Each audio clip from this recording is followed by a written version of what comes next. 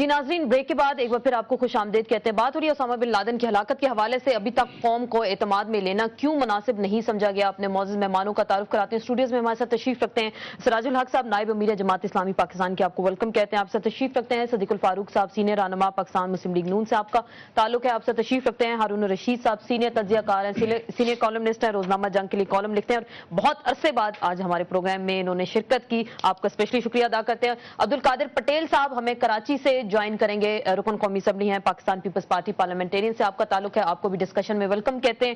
ہارون صاحب، گفتگو کا آغاز آپ سے کرتے ہیں۔ ساری آپ صورتحال کو دیکھ رہے ہیں، اس کی جزیات سے بھی آپ واقف ہیں۔ ہوا تو ہوا کیا پاکستان کو استعمال کیا گیا؟ پاکستان کو کوئی نالج نہیں تھا، کوئی انفارمیشن نہیں تھی، اور جو اب حالات پیدا ہو گئے اس کے بعد کیا ہونے جا رہا ہے؟ دیکھیے، پاکستان کی سطح پہ جو ناکامی ہے وہ تو یہ ہے کہ انٹیلیجنس کا اتنا بڑا فیلئر ہے جس کو نرم سے نرم لفظوں میں بھی شرمناک کہنا چاہیے۔ اب تک جو ہمارے پاس اسٹیبلشڈ فیکٹ ہیں، دوسرا وہ جو ہیلی کاپٹر آئے ہیں ادھر اس کی دو وجوہات ہیں، دونوں بیعقد، ان میں سے ایک بھی ہوتی تو ہم ٹریس نہیں کر سکتے تھے، اسٹیلتھ ٹیکنالوجی ہے۔ دوسرا ادھر سے ہوائی آنے کا تو کوئی امکان تھا ہی نہیں۔ سرحد پہ کچھ علاقوں میں جہاں یہ امکان ہو سکتا ہے، اندیشہ ہو سکتا ہے، وہاں راڈار موجود ہوں گے شاید۔ یہ تو ہے معاملے کی اتنی نوعیت، اس کا نیٹ ورک موجود ہے۔ ابھی خبر آ رہی تھی تھوڑی دیر پہلے کہ، اور کامن سینس کی بات بھی یہ ہے کہ ان کا نیٹ ورک موجود تھا، وہ تھک چکا تھا، اس نے وہاں پناہ لے لی اور وہاں وہ چونکہ محفوظ رہا۔ یہ ویسے طریقہ نہیں ہوتا، مجھے بہت تعجب ہوا، اس لیے کہ یاسر عرفات ہو یا حکمت یار ہو، اس زمانے کا یاسر عرفات جب وہ چھپا پھرتا تھا، یا ابھی خالد مشعل ہو اور لوگ ہوں، تو یہ دو راتیں کبھی ایک جگہ پہ رہتے نہیں ہیں۔ یہ تو ہمارا دوسرا اس کا جو پولیٹیکل پہلو ہے وہ یہ ہے کہ ہماری پولیٹیکل لیڈرشپ نے، میں کہتا ہوں پولیٹیکل لیڈرشپ، حکمران پولیٹیکل لیڈرشپ، اس نے وہ حالات پیدا کیے جس میں پاکستان کو بہت لائٹلی لیا جانے لگا کہ جو مرضی کرو۔ لیکن جو آپ دہشت گردی کی جو جنگ لڑی جا رہی ہے وہ پاکستان آرمی لڑ رہی ہے، اور ڈائریکٹ کنیکشنز ان کے امریکہ کے ساتھ ہیں، جو مذاکرات ہوتے ہیں، اسٹریٹجک مذاکرات، آرمی چیف آپ کے جاتے ہیں، D G I S I وہاں موجود ہوتے ہیں۔ لڑائی لڑ رہی ہے فیلڈ میں آرمی، لڑائی لڑ رہی ہے سوات میں یا وزیرستان میں، جو سی آئی اے کے ساتھ رابطہ ہے، ان کو جو فیسیلیٹیشن ہے وہ سول حکومت کرتی ہے۔ ایک زمانہ گزرا آئی ایس اے کا، اس میں کوئی رول ہی نہیں ہے ویزوں کے اجرا میں، اس کی وہ وضاحت کر چکے ہیں۔ میری خود سینئر کمانڈر سے موجود بات ہوئی ہے اور اخبار نویسوں کی بات ہے۔ دیکھیے، جب پریزیڈنٹ نے خط لکھا وزیر اعظم کو کہ جی آئی ایس اے کا رول ختم ہونا چاہیے ویزوں کے اجرا میں، اسی دن وزیر اعظم نے سینیٹر اس سفیر حقانی سے کہا 492 ویزے تو ایک دن میں جاری ہوئے، کل 7000 ہیں۔ کیری لوگر بل کے حوالے سے بھی یہ بالکل دیکھیے اسٹیبلش فیکٹس ہیں، یہ میں کوئی کہانی نہیں سنا رہا ہوں، اس میں کوئی ہیر سے نہیں ہے۔ لوگ آ رہے ہیں وہ سی آئی اے کے لوگ ہیں، یورپین ایمبیسیز کے حوالے سے سی آئی اے کے لوگ آ رہے ہیں، وہ ایک الگ مسئلہ ہے۔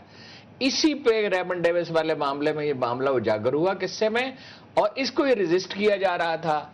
اس نے جنرل پاشا نے صاف کہا لیون پنیٹا سے کہ یہ نہیں ہو سکتا کہ ہمارا اگر کاز مشترک ہے کہ ہمارے پاس آپ کے لوگ کے فہرستیں نہ ہو۔ یہی بات جنرل کینی کہہ رہا تھا۔ ان کو پولیٹیکل لیڈرشپ کو تو کوئی پرواہ نہیں ہے، اس کی حکمران ابھی تک سوئے ہوئے ہیں، جس رات آپریشن ہو گیا اس رات بھی سوئے رہے، انہوں نے وہ حالات پیدا کیا۔ ہم ملٹری لیڈرشپ کو بری نہیں کر سکتے اتنی بڑے اغماس پر۔ دیکھیے، اس نے پاکستان کے خلاف اس نے جنگ ڈکلیئر کر رکھی تھی اسامہ نے، اس کے لوگ تھے، اس نے یہ ٹرینڈ دیا ہے۔ ہمارے لوگ مر رہے تھے مسجدوں میں، مقابر میں، گھروں میں، بازاروں میں، مارکیٹوں میں، آپ اس کو کیسے آزاد اس طرح چھوڑ سکتے؟ نہیں چھوڑ سکتے، لیکن وہ جب ملا تو ملا پاکستان سے ملا، بالکل ہونی چاہیے۔ اگر اس پہ پراپر انکوائری ہونی چاہیے، وہ انکوائری جس پر قوم کو اعتماد میں انکوائری کون کنڈکٹ کرائے گا؟ آپ نے دیکھا 7 دن بعد کل 8واں روز ہو جائے گا جب پرائم منسٹر خطاب کریں گے اپنی شدید ترین مصروفیات میں سے ٹائم نکال کر، اور قوم کو اعتماد میں لیں گے۔ کیا اس کے بعد انکوائری کا حکم دیا جائے گا؟ اور وہ بھی انکوائری فوج کے جو ادارے، انٹیلیجنس کے ادارے، ان کے خلاف انکوائری ہوگی کہ ان کا اتنا بڑا نیگلیجنس تھا اس میں؟ بسم اللہ الرحمن الرحیم۔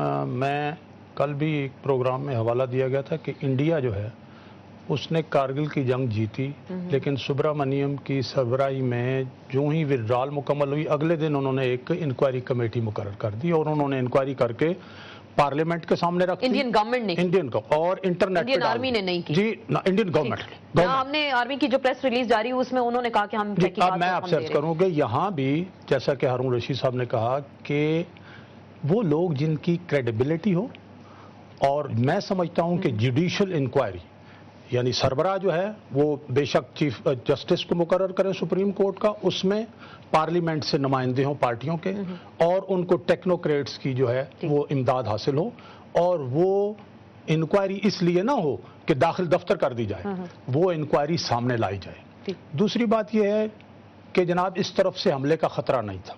अच्छा, अमेरिका दोस्त सही, दोस्ती और मुखालिफत के दरमियान जिस तरह से मामला चल रहे हैं कि ये सबक भी सीखना चाहिए, और इससे पहले भी ये सबक लोगों ने सीखा है कि जहां मफादात की भी जंग हो वहां इतना एतमाद नहीं किया जा सकता कि वो आपकी जो खुद मुख्तारी है उसकी खिलाफ वर्जी नहीं। फिर आप ये खुद मुख्तारी का सर अब प्रचार अब छोड़ दें, क्योंकि जो खुद मुख्तारी की तो धज्जियां उड़ा दी गई ना यहाँ पे, तो ये किया किसने? खुद मुख्तारी यानी इसका मुजाहरा, सबसे बड़ा मुजाहरा जो है वो वजीर आजम और सदर मुमलिकत दोनों की तरफ से हुआ कि जिनके सामने मुल्क की सॉवरेनिटी कोई चीज़ ही नहीं है वो मुबारकबादें दे रहे हैं। तो मैं ये समझता हूँ दो तीन चीज़ें बहुत तवज्जो की हामिल है। एक, हमारी फौज जिसने ये तस्लीम किया कि ये इंटेलिजेंस फेलियर है, उन्हें इस इंटेलिजेंस आइंदा ये ना हो, इसके लिए बड़ा एक फुल प्रूफ इंतज़ाम करना चाहिए। दूसरा ये है कि जो हमारी सियासी क़यादत बिलखुसूस गवर्नमेंट है उसका जिस तरह से सॉवरेनिटी के हवाले से एक इंतहाई जाहिलाना और मैं समझता हूँ मुजरिमाना एक किरदार था, इसकी गिरफ्त होनी चाहिए। इसकी गिरफ्त होनी चाहिए। मुतालबा आ रहा है इस्तीफों का, बार बार कहा जा रहा है इस्तीफे देने चाहिए। आपके बारे में, जमात इस्लामी के बारे में, हुसैन हक्कानी साहब अमेरिका में जो पाकिस्तान के सफीर हैं वो ये कह रहे हैं कि जो गैरत लॉबी और गैरत के प्रचार करते रहते हैं दिन रात, तो उनसे ये सवाल करें कि हर बड़ा दहशतगर्द पाकिस्तान से ही क्यों मिलता है। इशारा जमात इस्लामी की जानब। इशारा क्या मतलब, नाम लिया ना? नहीं, वो बात की ना उन्होंने, इशारा इन्हीं की जानब किया उन्होंने। देखिए, हुसैन हक्कानी के बारे में अब दुनिया जानती है कि वो किसकी सफारत वहाँ पे कर रहा है, पाकिस्तान की या अमरीकियों की, किन के मफादात के लिए बात कर रहे हैं, पाकिस्तान की अमरीकियों के लिए। और उनके जाने के बाद जो डेवलपमेंट हुआ है उससे फ़ायदा पाकिस्तान को पहुँचा है या अमरीका को पहुँचा है, इसमें वो इतना अहमियत नहीं रखते कि उसमें मैं बात कर लूँ। मैं बुनियादी तौर बात करना चाहूँगा कि इस वक्त पाकिस्तान एक मुश्किल में है और सारी दुनिया ने पाकिस्तान को एक सैंडविच बनाया है। इस मुश्किल से निकलने का तरीका क्या है? साफ बात यह है कि जो मौजूदा हुकूमत है या क़ियादत है पीपल पार्टी के और उसके इत्तेहादियों के, ये तो कौम को इस मुश्किल से नहीं निकाल सकती। ये तो पहले, दूसरे, तीसरे, चौथी उनकी हुकूमत है और हर हुकूमत ने कौम को एक मुश्किल से दो चार किया है। मसले का हल क्या, मतलब लेकिन क्या मैं करना चाहता हूँ एक कानूनी बात के आर्टिकल 4 अगर आपने पढ़ा हो हमारे आइन का, उसमें लिखा है, आर्टिकल 4 कहता है कि जो भी शहरी हो पाकिस्तान का उसके साथ पाकिस्तान के आईन और कानून के मुताबिक डील किया जाएगा। और उसकी तशरीह में ये भी है कि अगर गैर पाकिस्तानी शहरी हो तो भी उसके साथ। तो इसलिए ओसामा बिन लादेन अगर गैर कानूनी तौर पाकिस्तान में मुकीम भी था तो उसके साथ पाकिस्तान के कानून के मुताबिक। लेकिन अफसोस आप तो कहते हैं आपको पता ही नहीं था, आपकी गवर्नमेंट कह रही है, इदारे कह रहे हैं हमें तो पता ही नहीं था। जिनके बारे में पता था उनके बारे में भी ये नहीं हुआ। इमल कांसी को पकड़ा गया, यूसुफ रमजी को पकड़ा गया, अब्दुलसलाम ज़हीब को पकड़ा गया, हत्ता कि अपनी बहन डॉक्टर आफिया को पकड़ कर उनके हवाले किया गया। इसलिए मैं समझता हूँ कि ये तो आईन के खिलाफ वर्जी। इस तरह फौज के हवाले से भी है कि हमारे आईन दफा 245 आर्टिकल 245 यही कहता है कि फौज की बुनियादी जिम्मेदारी यही है कि बैरूनी जाहरियत का मौका, अगर ये जाहरियत हुई है तो हमारी कौम पूछते हैं कि हमारी रडार क्यों हुई है। वैसे मैडम ये हमारे कुछ फजाइया के लोगों से बात हुई थी तो उन्होंने कहा कि हमारे पास इतना सिस्टम मौजूद नहीं है, और ये तो कहता है, लेकिन बारहा कहता है हमारे साथ ये सिस्टम मौजूद है। इस तरह वाक़या अगर हिंदुस्तान में होता, रेलवे का हादसा हुआ तो भी इनके रेलवे के वजीर ने इस्तीफा दिया है। लेकिन अफसोस ये है, सारी कौम का मुतालिब यही है, मैं भी इसको सपोर्ट करता हूँ कि गिलानी भी इस्तीफा दे दे, ये जो क्या है जरदारी साहब भी इस्तीफा दे दे, और साथ आर्मी चीफ का तो ऐसे भी पीरियड पूरा हुआ। उन्होंने वैसे भी 3 साल की एक्सटेंशन ली, DGISI ने 1 साल की एक्सटेंशन ली, सबको इस्तीफा देकर घरों में जाना चाहिए। एयर चीफ भी अपनी गलती मान ले कि उनका भी इसमें किरदार था कि इतनी बड़े लेवल पे जो कुछ यहाँ पे हुआ। आपसे बात करते हैं अब्दुल कादिर पटेल साहब, आप सारी गुफ्तगू सुन रहे हैं, बार बार मुतालबा आ रहा है कि इस्तीफे दे दिए जाएं, सदर दें, वजीर आजम दें, और बिल आखिर 7 दिन बाद 8 दिन बाद प्राइम मिनिस्टर कौम से खिताब करेंगे, पार्लियामेंट को एतमाद में लेंगे। वजह क्या थी कि आपकी लीडरशिप खामोश रही तकरीबन 1 हफ्ता? क्या व्हाइट हाउस के बयानात का इंतजार था या अमेरिका से कोई ब्रीफिंग नहीं मिली थी अभी तक आपको? आसमा, ये बड़ी मासूम ख्वाहिशात आपके तवस्सुस से मुझ तक पहुंची हैं कि जी इस्तीफा दे दें। देखिए, फौरी रद्द-ए-अमल अमेरिका का या उन्होंने अपनी कौम को एतमाद में लिया, वो उसकी वजह ये थी कि उनकी तो थी कामयाबी और उन्होंने उसका इजहार किया और फ़ौरन से पेशतर अपने लोगों को आगाह किया। लेकिन आपके मुल्क में जो है वो एक नाकामी की सूरत में ये चीज़ सामने आई, इंटेलिजेंस इदारों की या जिसकी भी आप कह लें। अच्छा, बहस अब सबसे पहले तो ये है कि हमें सोचना होगा कि जो हमारे शुरका हैं वो इस फेलियर को का जिम्मेदार किसको ठहराते हैं? प्रेसिडेंसी में बैठे हुए प्रेसिडेंट को, वजीर आजम हाउस में बैठे हुए वजीर आजम को, या सरहदों पर तैनात ये सबसे मुस्ताफी होने का मुतालबा कर रहे हैं। अच्छा, अब अगर ये एक ऐसी बात है कि जी आप कह रहे हैं कि जी सब कुछ ख़राब है और सारे इस्तीफ़ा दे दें और सारी चीज़ें इनके हवाले कर दें, तो ये इस तरह नहीं है। हमारा ये पहले ही रोज़ आ गया था, पिक्चर क्लियर हो गई थी कि इंटेलिजेंस इदारों ने अपनी इसको कोताही तस्लीम कर लिया था। वो भी हुकूमत का ही मौक़िफ़ था, चूँकि वो ज़ेर असर हुकूमत के ही मातहत होते हैं इदारे भी, फ़ौज भी, सब कुछ।